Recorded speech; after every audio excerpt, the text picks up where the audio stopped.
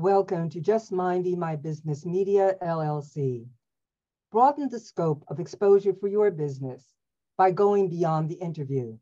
Learn more at www.jmmbmediallc.com or email us at jmmbradio@gmail.com. Quote, "For every drop of water you waste, you must know that somewhere on earth, someone is desperately looking for a drop of water." Mehmet Murat İldan. Today, we are pleased to welcome back Rick Eckelberry to the podcast platform of Just Minding My Business Media, LLC. Riggs is a tech pioneer at the intersection of crypto and water, who is using novel technologies to alert the public about the dying state of modern water infrastructure. He works to offer groundbreaking insights and solutions to the global problem of water supply. So today, this conversation is especially pertinent as we hear of historically abundant waterways disappearing. Welcome, Riggs. Thank you, ladies. It's a real honor, and I'm pleased to be back. Yes, pleased to have you back as well. Wow. So tell everybody who might have missed the first conversation what your company is all about. Well, first of all, what Ruth said is very true. That is, a drop wasted here is a drop needed there. And there's a couple stats that are really kind of drive it home for us. About 1.1 billion people worldwide lack access to water at all. 1.1 billion. Almost 3 billion have water scarcity for at least 1 month of the year. And here's the even more important one. Inadequate sanitation is a problem for 2.4 billion, which creates major disease problems. I mean, we like to think that, I like to read historical novels, and I was reading about the time of King Arthur, the year 500, and the sanitation practices were non-existent. And as a result, disease was rampant. Well, for 2.4 billion people in the world today, that's the case still. Cholera, typhoid, 2 million people, mostly children, die each year from diarrhea alone. Diarrhea alone. So here's the issue. The water systems are stressed. And we're, more than half the world's wetlands have disappeared. And what we learned, because, I had a journey, as Ida knows, I had a journey from high tech via what we were trying to turn algae into biofuels, and then we moved into the water space. What we learned in the water space is that demand is dominated by industry and agriculture, which represent 90% of all water usage. Right now, those of us who have been stuck in California, we escaped, but those of us who are stuck in California were being harassed to take short showers and so forth, but we only represent 10% of the total use, right? What about the 90%? And we have the American infrastructure, just like our educational system, is a mess. And as our energy, we have all kinds of infrastructure issues that we're not keeping up with. And in water, it's caused by basically industry and agriculture hogging the system. And therefore, the people are badly served. And for example, in Ireland, water is free. Well, why wouldn't it be free in America? Well, because 90% of it's being used by industry and agriculture. So how do we solve it? Well, I'm not going to go to Washington and try and pass laws. The lobbyists are too powerful. Instead, what we came up with, the idea was to give industry and agriculture the gift of self-reliance. Let them do their own water treatment, which is good for them. They like it. Why? Because A, they have control over the water rates. B, they can recycle. And C, they have less problems with those pesky regulators. And so they like it. And so our mission became to unburden the America's infrastructure and eventually the world's, we hope, so that the people, you and me, can have good water supplies, and industry and agriculture is well taken care of, both.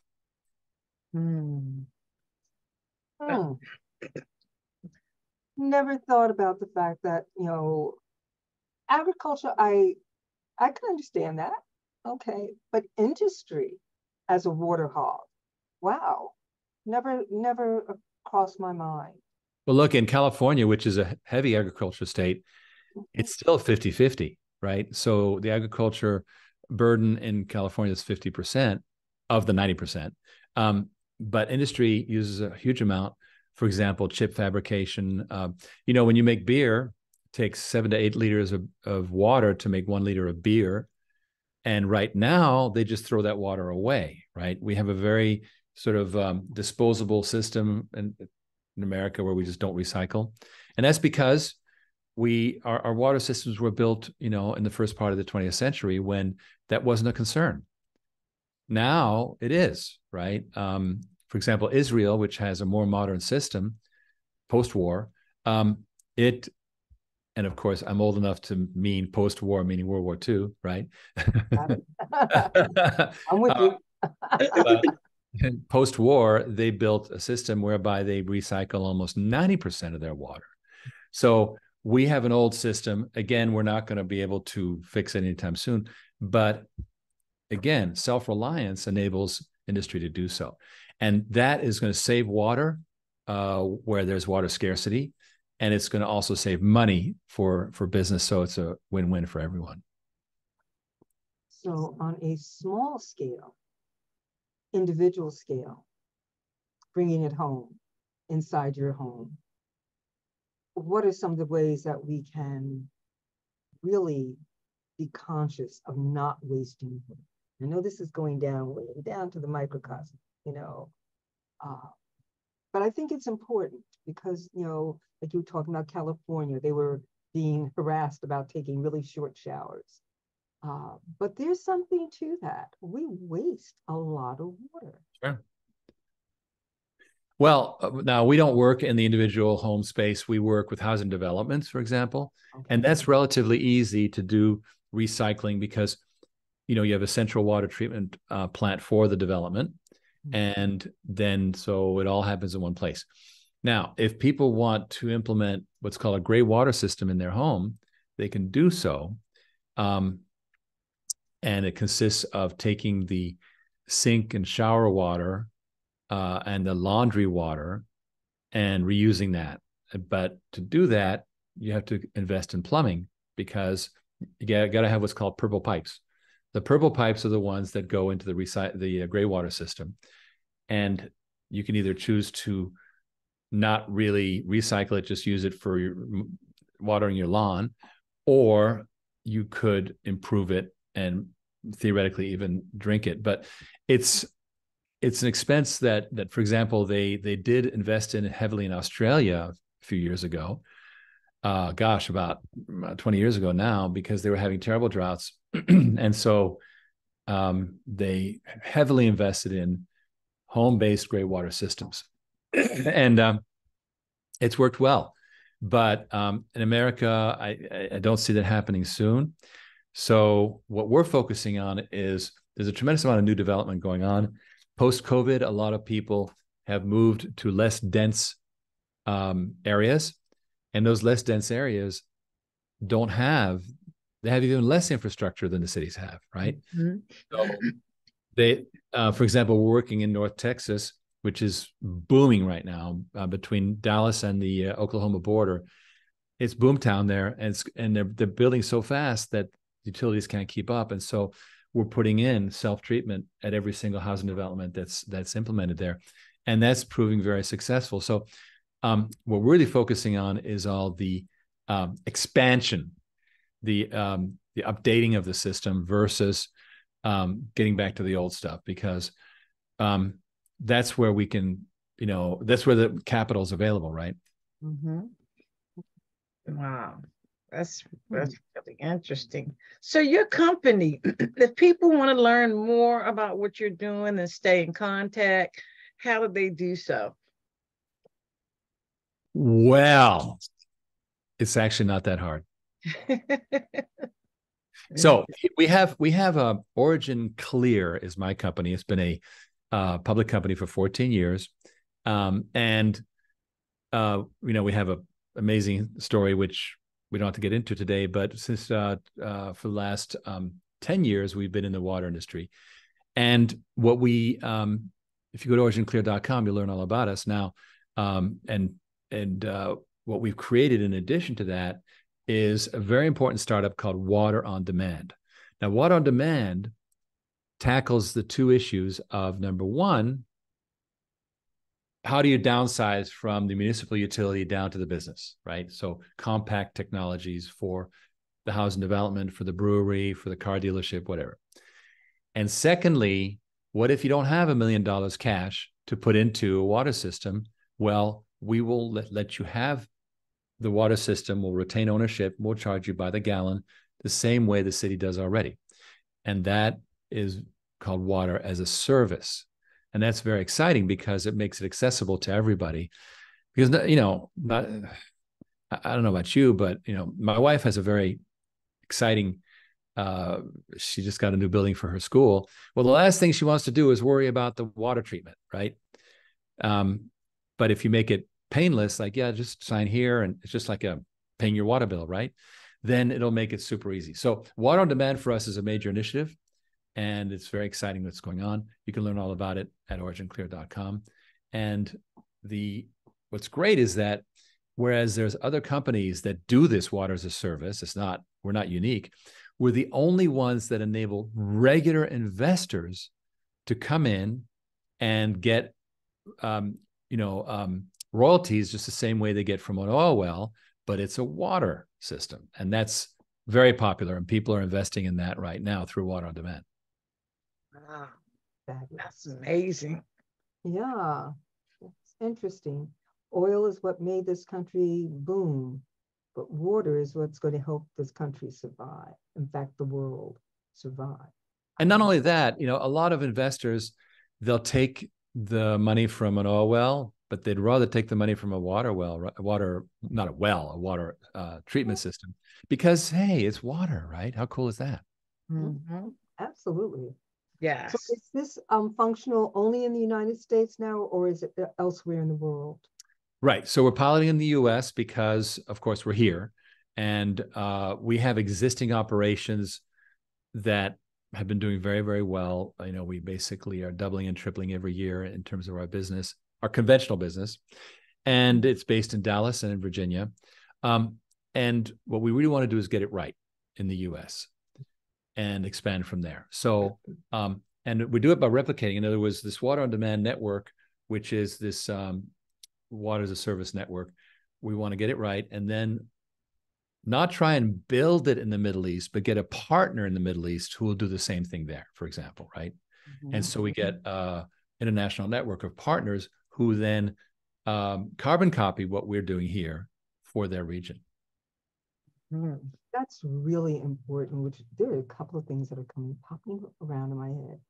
But if you're talking about the Middle East, there is talk about the fact that many of the major waterways there have started drying up, one of them being the Euphrates. And so, which has been the lifeline of that geographical area. Sure. So this is going to be something that's really going to benefit the people, people where they're finding where they used to have grasslands. All of that is drying up. So now they have to find a new way of bringing in water, conserving water. And I think this is very exciting because everywhere on the earth, there are things happening. Natural disasters are actually changing waterways, mm-hmm.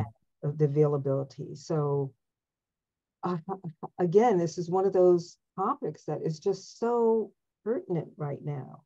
I mean, it's like you've been working on it without knowing that you were going to be absolutely necessary. You have grown your company in a time where this is critical knowledge and critical technology. Mm-hmm. And I just really admire that.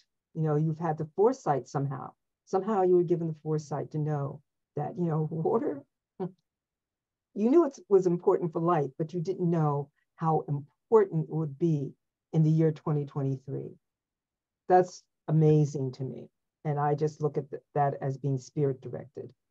you know, that you were able to That's do so this. kind. That's so kind. You know, I, I'm a very experimental person. In fact, when I was in marketing, I invented the term mistake-based marketing. In other words, try things out and see if they work. Um, some people call it throwing things at the wall, see if they stick, right? But um, but it's a experimental mode, like try this, try this, try this, try this. And what we did, starting in 2016, we really felt, you know, I identified this new trend towards self-reliance, decentralization, and nobody knew or cared about it. And I wrote a major article in a water trade magazine at the time that kind of set our stake in the ground, like this is what we're focused on. And then we had to, you know, number one, invest in the technology, and we found one in 2018 that we've built steady since. And then in 2020, with COVID, we thought the world was coming to an end. I mean, at the time we didn't realize that the government was going to give a bunch of money to everybody, most of all the big cats. But that's a whole other Yes. that's a whole other story. Yes. But we got a little bit of it. We got some crumbs. But the point is, we didn't know that was going to happen yet, and so we're like, oh, nobody's going to have any capital. What do we do about it? And that's when we came up with the water as a service concept.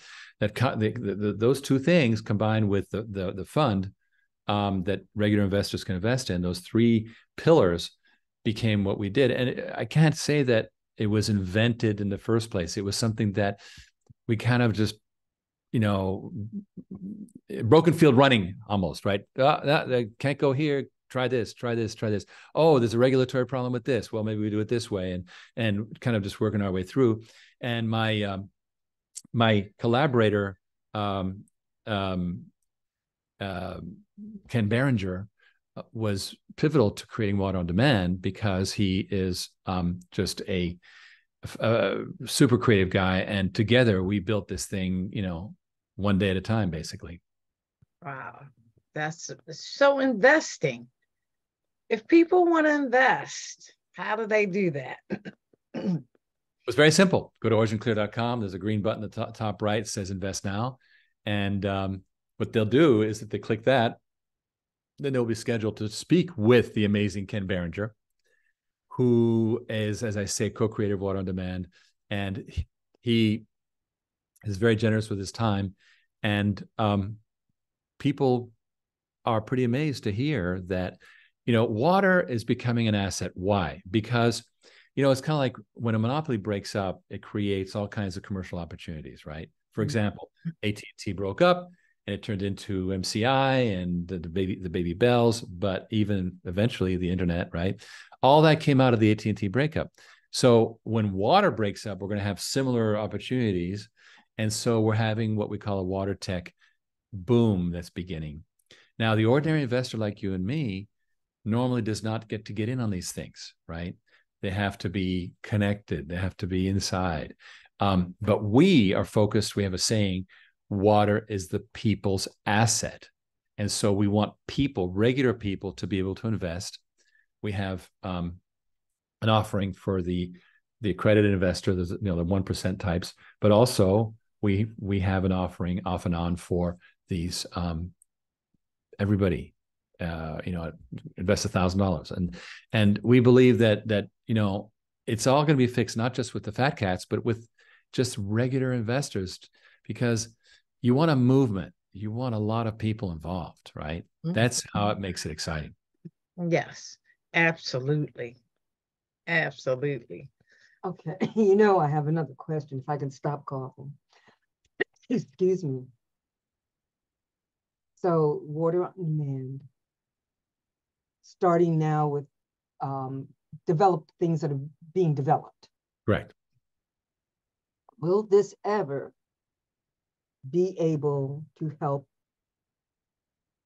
those areas that are already developed? And the one that comes to mind is New York City. How would this ever come into being? And I know it would have to be in the future. I didn't mean to do that, lower my hand. But is it even possible? Is it even possible? Oh, it absolutely is, because you take an existing business and you take it off the grid, right? You say, okay, back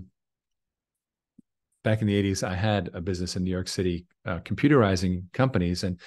And New York City, you go in some place in the Bronx that is just the worst possible place, and it's a disaster. In the middle of it, there's some cool company that's just making nuts and bolts, and it's done it for like 60 years, and they got a great business and so forth.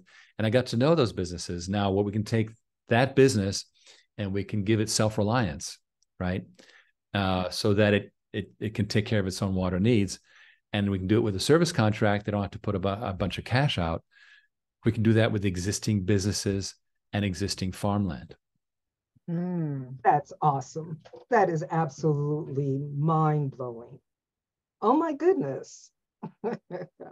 Okay. That's something to think about. That is really something to think about.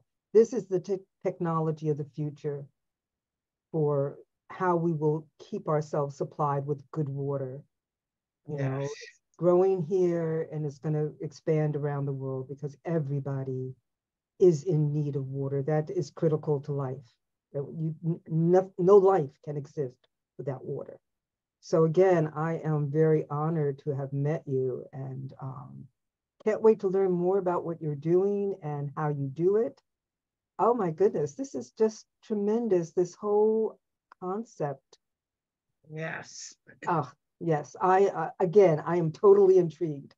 This is just so new and so different. And, again, you're talking about when you were born, and I was born pretty much right after that time too.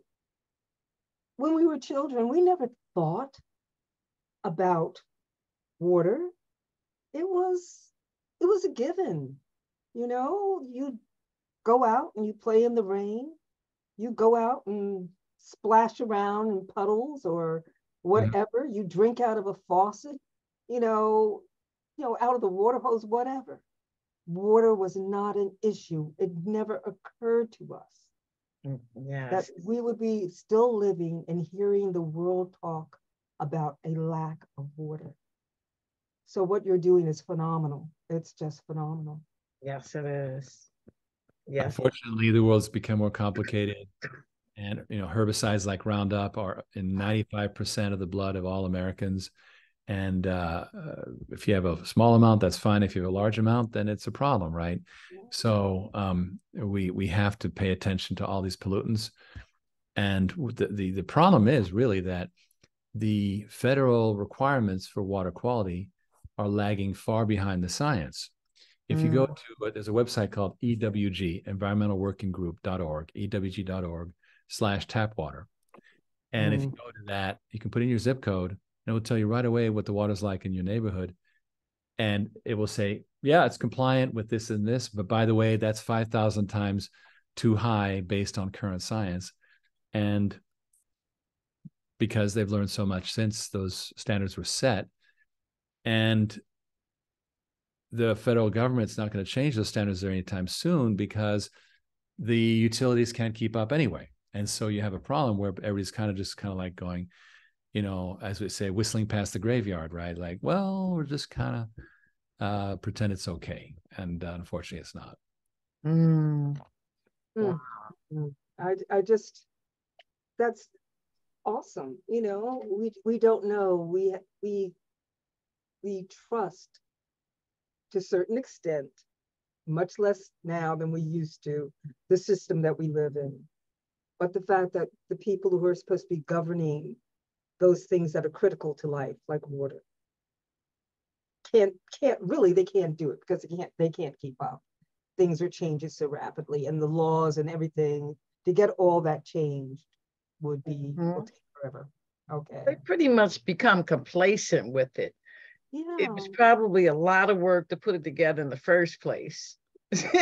So now it's there. It's like, we don't really want to tackle that again.